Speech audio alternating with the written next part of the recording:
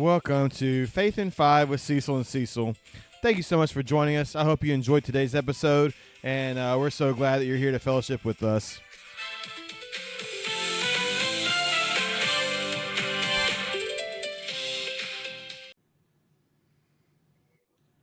Hello, and this is Faith in Five with Cecil and Cecil, and this is episode 23. We are going to be talking a little bit about burnout, and then because of burnout, or either to prevent or recover from burnout, rest and the Sabbath, and just some of the things that apply there. The scripture we're going to look at today is Mark chapter 2 and verse 27. So I'll read that and then we'll do a little bit of discussion. Mark chapter 2 verse 27 says, Jesus said to them, "The Sabbath was made for man, and not man for the Sabbath. So the Son of Man is Lord, even of the Sabbath." And remind us of what's going on here in this scripture a little bit, Dad, and kind of what's happening there, some of the context, and then relating that to the rest and burnout and Sabbath that we're talking about today.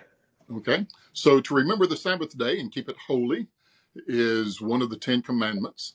It was a Sabbath when Jesus was walking with his disciples. They were plucking grain by the side of the road. I'm imagining a wheat field or something and they would just get a handful as they passed by and eat it. And so the Pharisees of the day, who had burdened the Sabbath with all sorts of laws of what you could do and couldn't do, then made an accusation that the disciples of Jesus were breaking the Sabbath by grabbing a handful of grain because they were hungry. And so Jesus used that phrase, well, you've made so many rules and burdened down the Sabbath, put so many boundaries around it that God never intended, that you've made the Sabbath a difficult thing rather than what God made it for. God made the Sabbath for you, not you to live under the burdensome rules of the Sabbath. So Jesus defended his disciples for eating in that way. And so in that kind of way, we need to remember in our own life, in our relationship with God, and in the things that we're doing as we live within his will, not to turn even religion into a series of boundaries and burdensome rules that keep us from enjoying and knowing the presence of God. Yeah, I think I've talked to you some about the show The Chosen. Emma got really into The Chosen.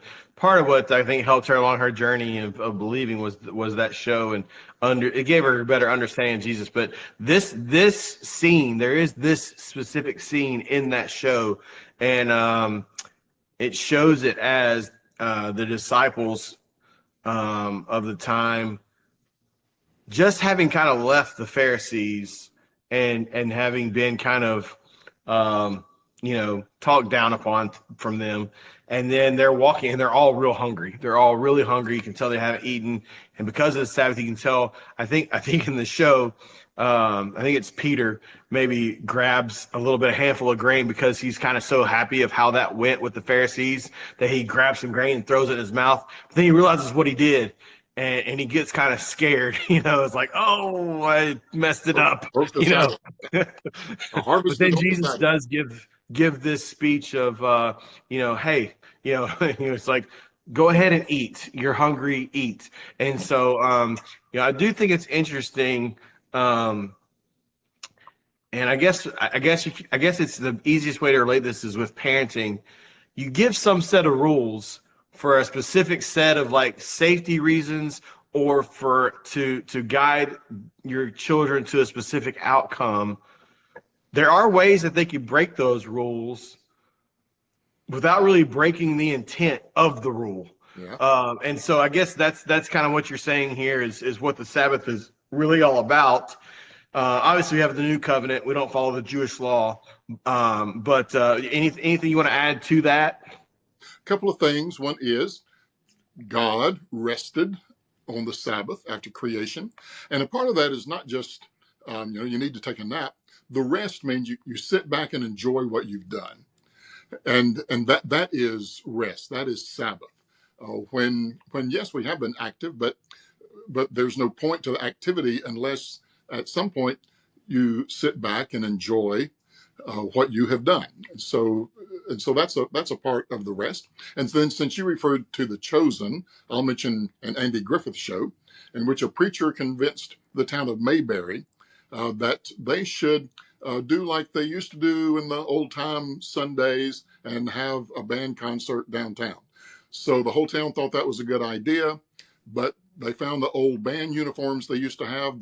They were moldy and moth-eaten, and the women argued about whether they could fix them or not. Barney and Gomer tried to fix the bandstand, and Gomer got bitten by a spider. And Andy tried to get the band together, and it was terrible. They hadn't practiced in forever, and they were all at one another.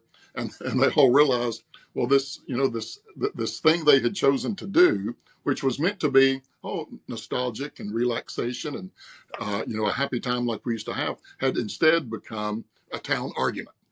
So it defeated its own purpose. So God gave us the Sabbath for a purpose, but don't let the Sabbath defeat its own purpose. All right, well, I think that's a good spot to end that. Thank you, everyone, for listening, and join us in for next time.